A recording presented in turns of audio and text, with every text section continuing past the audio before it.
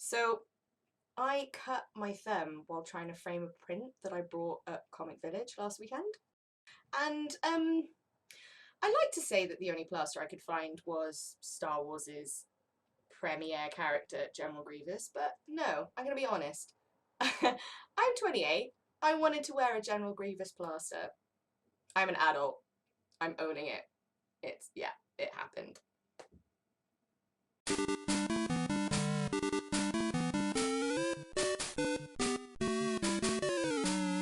So, hello! Sorry this is incredibly late. I meant to do this video a couple of days ago, but things have got a bit crazy. This is just going to be a general roundup of my experience of MCM London last weekend. If you don't know who I am, which you probably don't, not many people do, my name is Sarah, I make comics, I go to conventions up and down the UK, I make a comic called MPCT, and I used to make a comic called Halftime. So yeah, hi, nice to meet you. This is the second of my videos. I'm hoping to try and do more roundup and recommendation videos as time goes on, but we'll see how things go. And also, just to warn you, I live in an attic space, so if suddenly you hear crazy noises, or if it starts raining, or if I suddenly go and shut the window, it's probably because it started raining and my computer's gonna get flooded. So yeah, as I said before, it was MCM London last weekend. In general, I think it was a good con. I'll get more into that later. There's been a bit of Twitter chatter later on. People having lots of feelings, like the girl in Mean Girls, just have a lot of feelings. But I'll get into that later because I was one of them. But yeah, but in terms of how the con actually went, I don't know if you guys, a lot of you I suppose, have been to MCM before. It's probably the biggest, it's MCM London, it's probably the biggest convention in the UK for, you know, there's lots of anime, manga, gaming. There are comics there, but not so much as other cons, and it's massive. It has a footfall of about 150,000, which is big for the UK. In terms of in general, the con was a good one. I think if you've been to MCM London before, it wasn't quite as busy as it's been, I would say. And especially when you look at the ticket sales, there weren't a lot. I think comparatively so, I mean. I think this has a lot to do with obviously Manchester, which is a pretty horrific attack that I think has played on a lot of people's minds, and in terms of safety, and also because everyone knew the security was going to be hyped there, and for good reason. Everyone wants to be safe, but at the same time, like, the queues for MCM are always mental, and I think a lot of people just didn't want to bother. It's a beautifully sunny, an uncharacteristically sunny British day, so if you're in like really big woolen cosplay as well, it was basically just to mess with you. Great. Thanks, Britain. But yeah, so the footfall comparatively wasn't as great. So as far as I could have seen, there were lots of like pictures taken from above Comic Village and showing people on a Saturday. Because I remember going to MCM London and not being able to move, and this was not quite so bad. But yeah, but in terms of like how the con actually went sales wise, I was quite happy with it. You know, it was a good con for an indie. But again, I'm gonna have a bit of an epic rant later. I will leave that for now. It's a hopeful epic rant though, so please don't get frightened by it. It's a nice one. Oh, just realised it looks like let's get rid of that. I don't want to be advertising M&Ms, even though I'm eating them, whatever. Anyway, so yeah, so and security-wise, I think people didn't have troubles getting in. I didn't hear that many horror stories. The biggest one I think this year was if you're exhibiting, they didn't, on the Friday, they were hesitant to let people in with trolleys. Which was pretty terrifying, because if you've got tons and tons and tons of books, a lot of people had to carry them the length of the Excel Centre. So yeah, MCM is in the Excel Centre in London, which is in Docklands, so huge exhibition centre. And I had to run it a couple of times this con, which was not fun, and it's massive. Because Custom House, which is the stop for the Excel, was shut as well. We had to all go to Prince Regent. That made the walk a lot longer as well. So, but you know, shout out to the little sniffer dog. He was great. He tried to eat my cake. I was like, you can have my cake if you want. You know, you're working hard. You deserve it. I love a little pupper. I think I was going to go through a couple of my recommendations for this con. Unfortunately, like, I didn't manage to pick up that much as I usually do at MCM. I've been a bit more hesitant. I've gone full time with my comics now, so, which is terrifying, but I'm being a bit more hesitant with my money, which is disappointing. But I am going to go through some people that I've met there. Obviously, if I miss people, if you think there are people that I should have seen, like, tweet at me, and I'll retweet as much as I can. But just in brief, like the rant that I was mentioning earlier, I'm just going to get into it really briefly now, but I just think that I think all of us create, I say us, I mean Comic Village indies. I don't necessarily want to blow my own trumpet, but mainly I look at other people in Comic Village and I think their work is just so stellar, so great, and compared to like what you see on the rest of the show floor, like the UK is such a fantastic place for comics at the moment, a brilliant place for comics and for artists in general, because I'm not really a separationist by any means. I think, you know, there are wonderful illustrators, wonderful writers, fan artists, wonderful creative community in the UK at the moment. And I just think all of us are reaching a wall. It's really disappointing that there are people like, you know, there are lots of articles going around at the moment. There are people like Hannah Berry saying that they cannot make a living out of comics, which is really disappointing. And the general response always tends to be, that's just the way it is. You kind of have to deal with it. Like, I think, you know, all of us, that is readers, convention organisers and exhibitors, need to make more of an effort to just push the cause in general, because so much of us are just focused on our own work and promoting ourselves, because that's what you do. We're small indie presses, like, you know, we have so little time already. We want to make comics and then you want people to read them. It's really difficult to find time to try and like make it so that reading a comic isn't a weird thing, or buying an indie print over a Funko Pop isn't a weird thing. But I think something, and I'm not saying I know all the answers, but I think something needs to be done. I think it starts with like recommendations, it starts with trying to pull people in and just trying to like raise the profile, because I think pointing fingers and saying, you know, there are definite ways we can improve in terms of like where we are positioned, like signage, advertising, that kind of thing. There are definite like ways we can improve individually as well. So promotion, you know, what kind of work we put out. I'd like us all to be doing the best that we can. But as well, like, there are some things that we need to achieve as a group. So it's just trying to raise the profile. I'm not the first person or the last person to say this by any means. This is just me ranting. So I do apologize for that, but it's just I have a lot of feelings and I want to share them.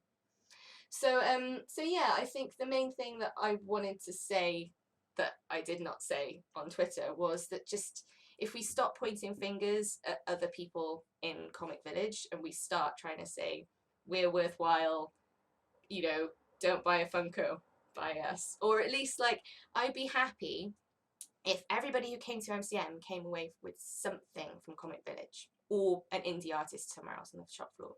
I don't care what it is. I don't care, you know, as long as they bought it, and I guarantee there is something that an indie is selling that you would want to buy out of all the people there. It's not a question of quality, it's not a question of like output, you know, it's just literally a question of communication. It really is. Yeah, I'm feeling a bit revolutionary at the moment. So yeah, I don't know what the answer is really, but I think it all starts with just little things. And one of the little things I want to try and do more, which I was trying to do on Twitter over the weekend and through this week, is just trying to push everybody's work. And I know I don't have that much reach, but I think if all of us do that, can, you know, if it becomes a usual thing for people to start reading comics, I think, you know, it would just be a wonderful thing, and we'd all benefit from that. It's just incredibly infuriating that there are wonderful artists who work incredibly hard and do everything right and yet don't manage to support themselves. And the common response is always shogunai, like, you know, that's just the way it is, can't be helped, you're an artist, suck it up. And I'm a little bit like, but why though? Why are people buying fidget spinners? Why are people buying, like, that they get home and they've bought like a mystery box and they open it and they're disappointed, and when they could have been speaking to really wonderful artists and buying wonderful work, and yet they just aren't. The audience is definitely there, we're just not reaching them. We need to do something.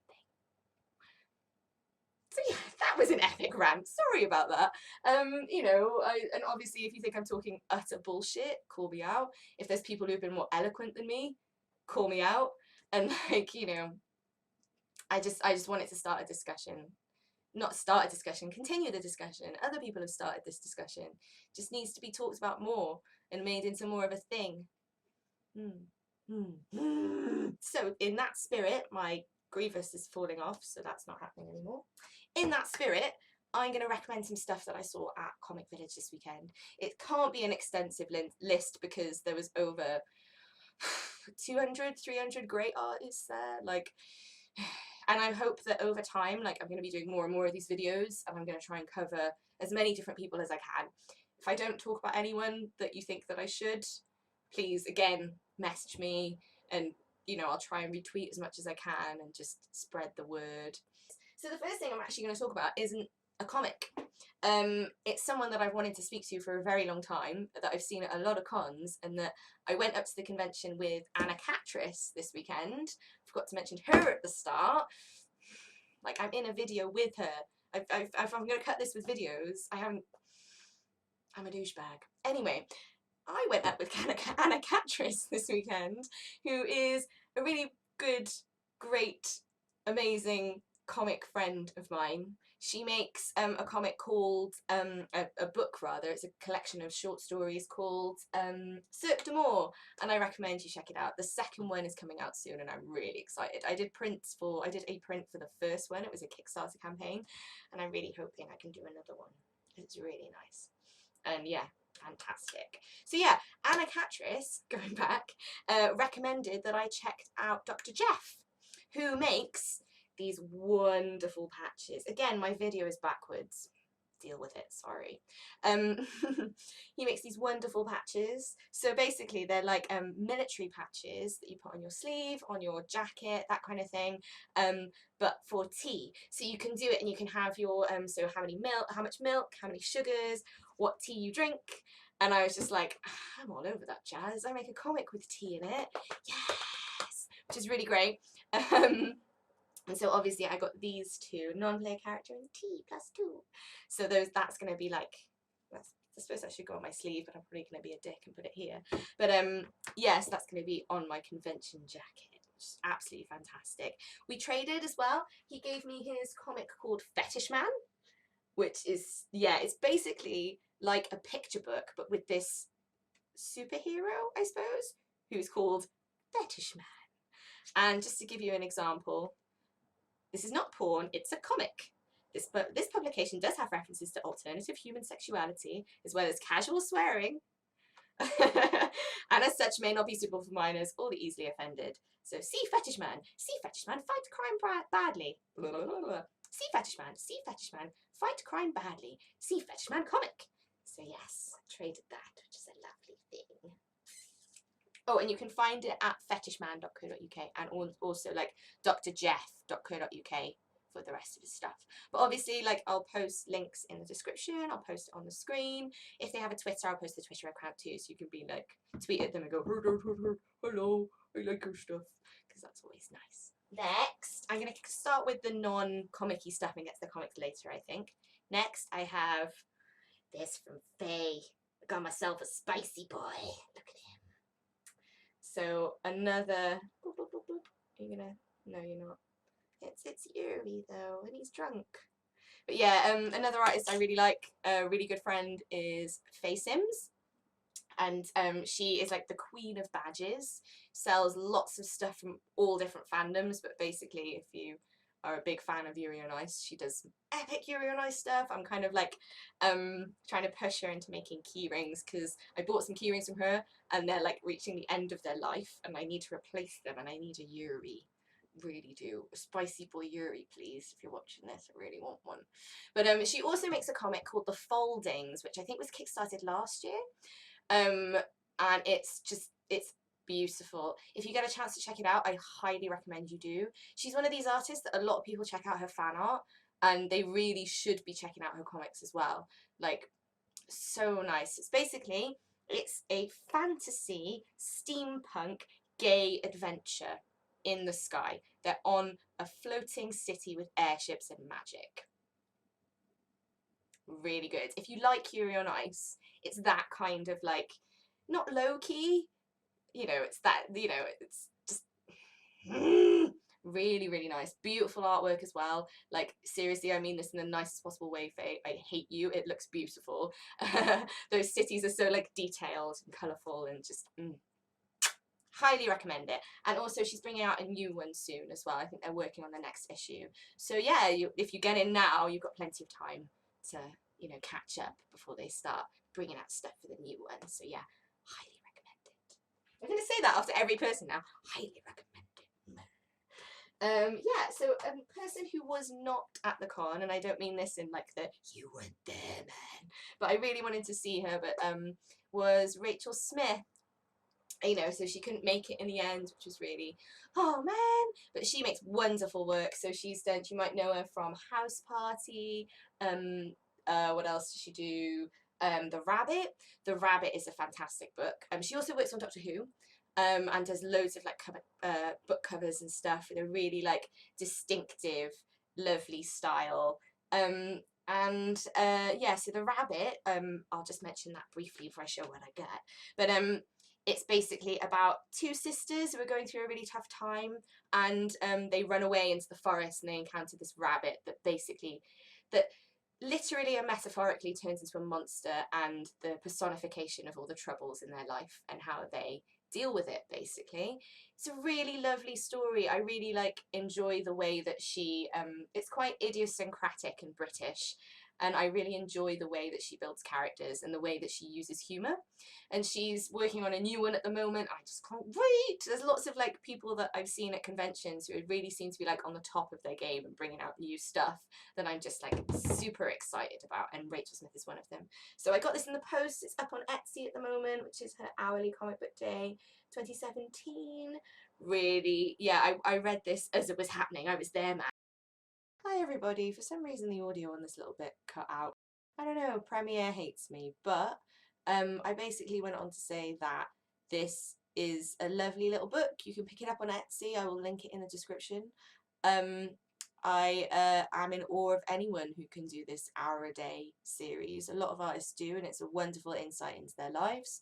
And Rachel Smith is no exception. It's a really nice insight into her working method and her as a person, and she's a lovely person, so go check it out.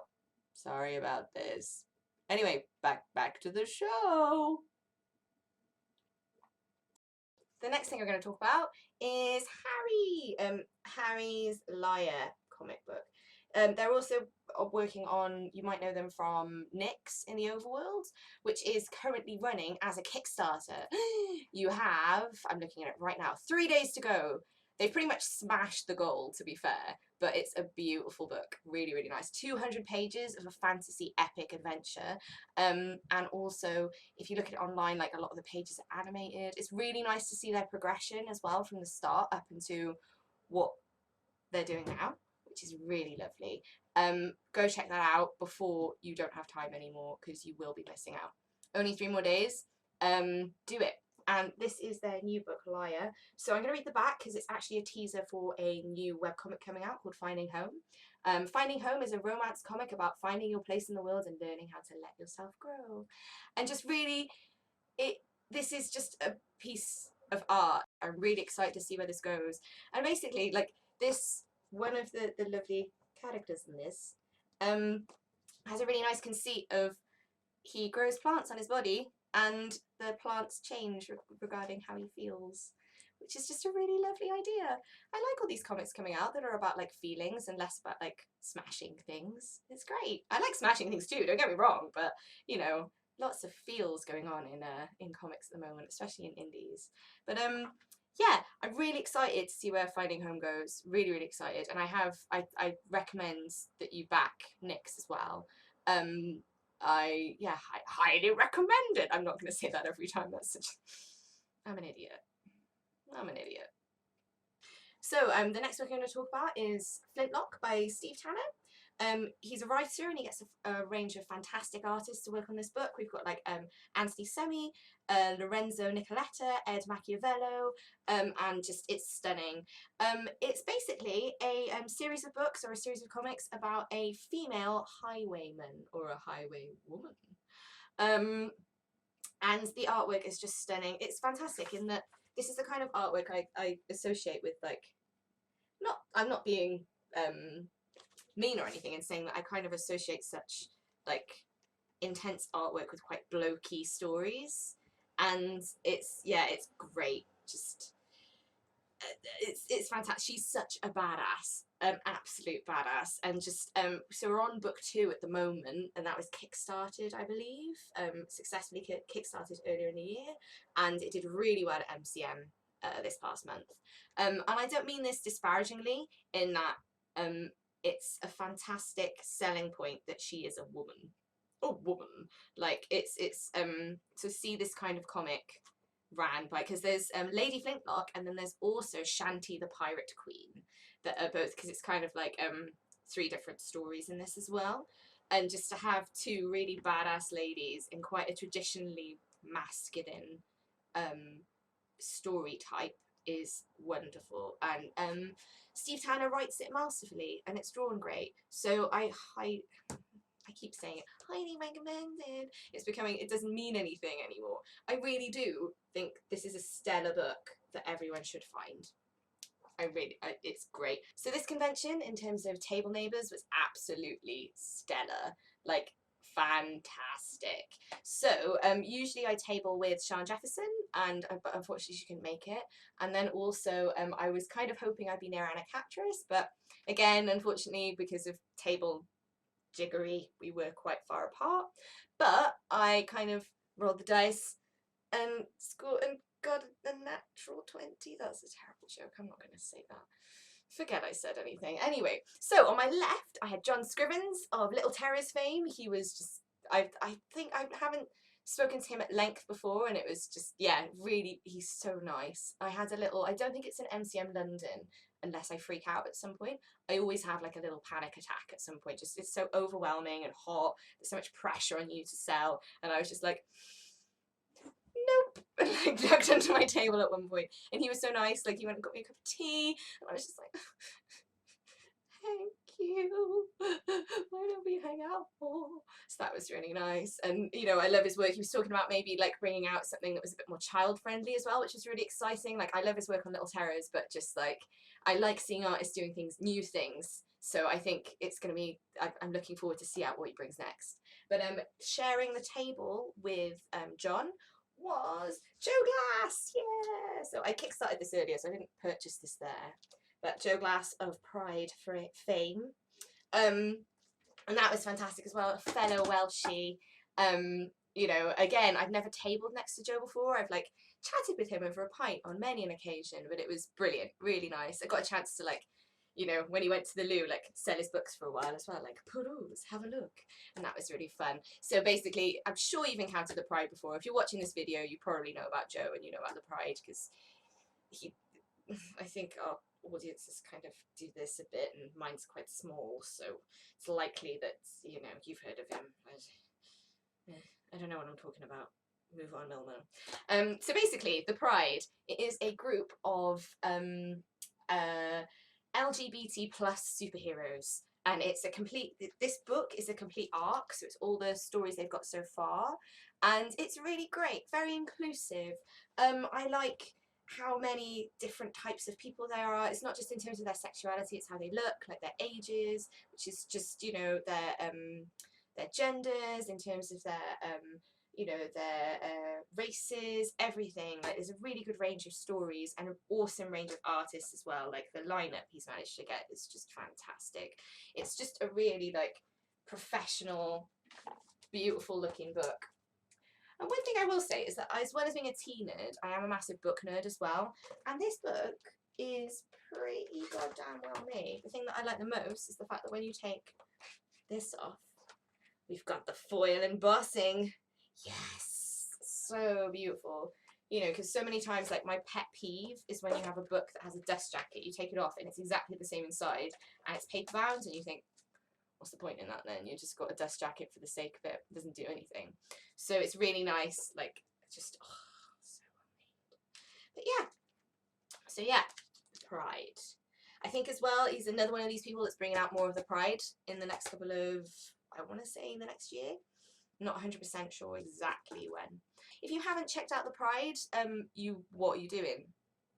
Why aren't you checking it out now? Get out. That way. Hopefully to go read the Pride. I don't mean just go. Go do something useful.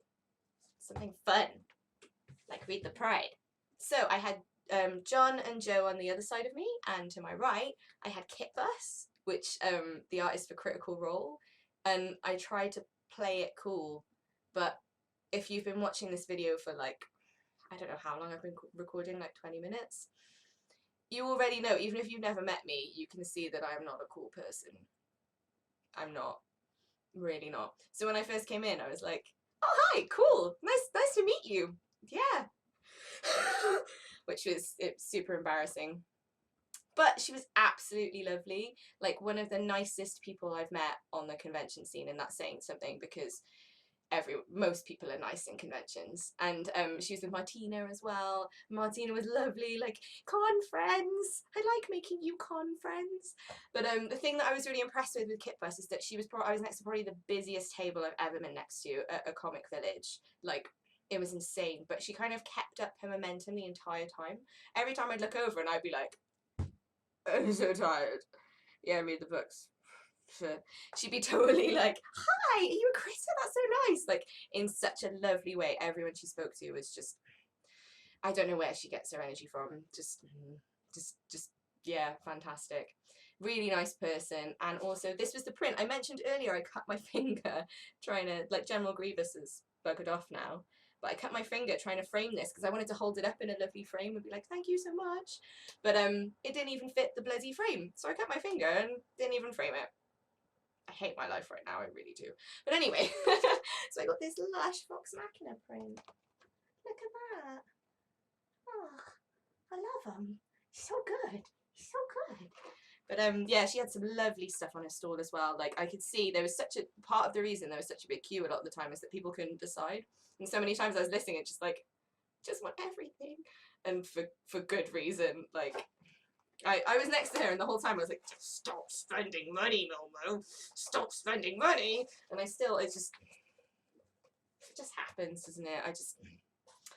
Sometimes my wallet just falls out my bag, or I just, you know, fall into my cash box and some money comes out. I'm like, oh no, shit, I've just bought something. Oh, damn it. Yeah. But anyway, like, really, really lovely, like, lineup of nice people to table with. So I was really appreciative because sometimes, you know, everyone, it's nice having people who have quite high energy as well and like quite enthused in what they were doing, and like, you know, it was fun. Like, I was watching their tables sometimes and they were watching mine, and it was fun just being like, hello, can I help you? Which is really, yeah, really enjoyed it. And I can talk people's ears off about other people's work. I get a bit more like insular about my own, so it was actually really fun. Like, before I gave up and became full-time, I worked in the Disney store for a bit. I was a cast member, and seriously, like, that whole job is just talking at people about Disney. So it's much better to not be talking about a massive evil corporation that doesn't need any more help in selling its shit, and be talking about fantastic artists that I actually feel passionate about. Oh, that was a burn! But they can take it. They can take it. They're a big company. They can take it. It's fine. I do like Basil the Great Mouse Detective, though. So, last but not least, there was a wonderful representation of students from Staffordshire Uni, and I'm really excited that there is a proper dedicated, I know there's like some courses in Dundee as well, but there's a proper dedicated comicking course in Staffordshire. It's brilliant. There was a huge like round of people, of students who were all exhibiting from the course there. It was in such a wide range of artwork. Like, as I understood it, it was part of their course to have a table at MCM, and I mean, wow, like dropping them in at the deep end. Go! Like, and yeah, I can see why it was such a worthwhile thing to do. Personally, I think if I'd been given that as a student, I would have just been like, running around like a kid in a sweet shop, like, I gotta buy everything, which, you know, I'm impressed that they didn't. And yeah, there's some lovely work, really fantastic work. Yeah, I'm really looking forward to seeing what comes out of the uni, because this is what they're doing as students. They're really worth watching, to be fair. It's really good that we're trying to like close the gap in skill between the UK and the US, which I'm not saying is like massively pronounced, but I used to work for a games advocacy, like games, the museum advocacy, like charity, I suppose. And one of the big problems always was teaching, the fact that there were so many places in the US and abroad that taught games fantastically well, but in the UK we were trying to keep up with that. And I think it's kind of the same for animation and comics as well, and illustration to some degree. Like, I think we really need to up our game, and looking at what Staffish is doing at the moment, it's really exciting. And this is one of them. So I got usurped. So this is Greta. I'm sorry, Greta. I hope that I'm pronouncing it right. I always just know you as Moonlaw. It's one of those things, like when you follow someone on Twitter and you know them and you've spoken to them, but it reaches that point when it's like, I need to ask for clarification on what your name is or how to pronounce it, and I'm just gonna goof it up and make a fool of myself and just, I'm sorry. This is Moonlaw's comic. She does do a webcomic called Moonlaw, and it's all elfy and fantasy and great. But we traded and I got usurped, and I think it was well played trade. I mean, you got nerdy elves in it with little critters covering up their junk. You can't really complain about that. But I'll read the blurb just so you get an idea of what it's about, and it's not just me garbling on about nudie elves. And again, pronunciation. Test me on this. This is going to be horrendous. Princess Irelathania of the High Elven Kingdom finds herself in a bind when her father, the king, is murdered in a coup and gets fallen over, exiled. Like, how am I going to have any kind of hope to pronounce anything? Anyway, finds herself in a bind when her father, the king, is murdered in a coup, and she gets exiled to the forests of the wastes. Luckily, she makes an unlikely ally who helps her with finding the grail that will restore her as the rightful heir to her throne. But yeah, it's a pretty classic story, you know, pretty classic fantasy fare, to be honest. But just, yeah, it's really charming style. And obviously, like, I'm really excited to properly go through Moonlaw. Yes, here it is. But and also she's an absolute massive D&D nerd, which was another lovely thing to see at MCM this time, was the fact that the big trend this con, I would say, was D&D, and I have no complaints about that. The lovely thing was sitting next to someone like Kit Bus, or going to a table that was selling D&D stuff, because there was like Fez was there as well, and Jess Taylor was there as well, that was selling, passionate about fantasy and like and RPG gaming and role playing and that kind of thing. And it was lovely, like, how many people came over and said, oh, this is great, I love it, here's my character. And being like, I started doing this because of you, or I started doing this because of Critical Role, or, you know, and it's making people realise that everybody is a storyteller, and that everyone, you know, and collaboratively telling stories and going on adventures together, which I just think is lovely. Like, before, a lot of the trends that you've seen go through, things like Attack on Titan. I don't mind Attack on Titan, it's not really my kettle of fish, I've got to say. I know loads of people love it, and I can see why, but I was always just a bit like, okay, I hope you enjoy it. Can't really jump in on this nerdiness, but now I'm like, here's my character! Like, it's great. Like, our characters should go on adventures, yeah? Yeah, I think so, which is really nice, you know. Like, that was one of the really positive things that came out of MCM, and a lot of positive things did. So I'm sorry I went on that massive rant earlier. I'm hoping it doesn't come across too negative, because Sam Webster made a really good point on one of the Facebook pages that I follow, in that I think it's really important in a situation like this that we stay positive, and what positive change we can get. And I'm hopeful, and like, I think this is only, and I know that everyone has been trying to move towards this anyway. This is just me weighing in on a massive problem that people have identified years ago, and you know, and I've been fighting for years, and there are fantastic groups that do push towards it, such as like Salt Bubble do amazing things, and also the British Comic Awards do amazing things for comics. There was that massive exhibition in the British Library, and it's just keeping up that momentum. And I think one little thing that everyone can do, regardless of whether you're a creator, a fan, a con organizer, or if you're just picking up your first comic for the first time. Like, it's just to recommend and pass on what you love. And it's not just for comics, it's for artists, for writers, anything. Like, the more people we can get looking at indies, the better, really. I think, like, the best thing about the internet at the moment is that consuming things like comics, music, film, that kind of thing is becoming much more democratic. It's literally just getting audiences to see, you know, and to notice. So I think even just if you like anything that I've shown in this video, or that anything that anyone else retweets, check it out, please do. And then if you like it yourself, pass it on. And things that you've seen that I haven't seen, pass it on. And then we'll just keep sharing everything that people enjoy, and just, you know, hopefully we'll just, I firmly believe that we all need to help each other, and it's not a question of like competitiveness within indies, because there's more than enough space for everybody. Anyone who's, you know, people are spending money on plastic, like mass produced, sorry, crap, that we can just, you know, there is the money there that's being spent. Why aren't they spending it on indies? And that's the problem that we need to do, and not in an aggressive way, not in a like pointing fingers blame kind of way. It's literally just celebration of things that are great in indies at the moment. And I hope that, like, you know, I've seen people doing it online, like retweeting each other, like you know, giving support, giving help, like at conventions, suggesting books. You know, I don't care like what you're suggesting. Like, I do. I don't want to see it. Don't get me wrong, that's not what I mean. I do want to see what people are recommending, and I like to be recommended to myself. But honestly, like, it doesn't matter what it is, how, you know, as long as we're just spreading people's messages together, I think we can achieve amazing things. Do you hear the people sing? Yeah. So anyway, that was like my MCM roundup that turned into an intense, serious promotional thing. Sorry about promoting other people. I promise I won't be quite so intense in other videos. I think the next con I've got lined up is Brighton. This month is going to be a little bit insane.